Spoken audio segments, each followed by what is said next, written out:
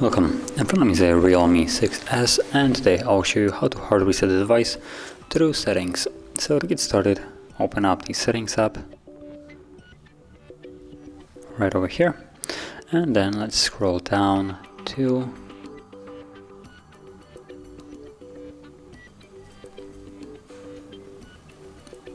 let's see, I believe additional settings, and from here backup and reset, and at the bottom you'll have erase all data factory reset, and then erase all data.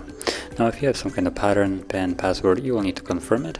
I do have a pattern, as you can see, so let's insert that and then erase data, and the process will begin removing all your personal data. That would be including your photos, videos, apps, anything that you have downloaded or installed on this device will be now removed.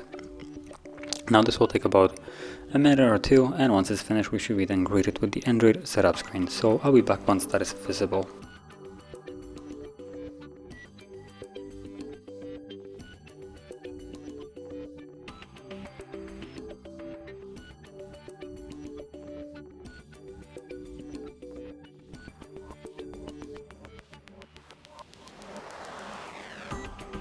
And as you can see, now the process is finished and you can set up your device as however you like.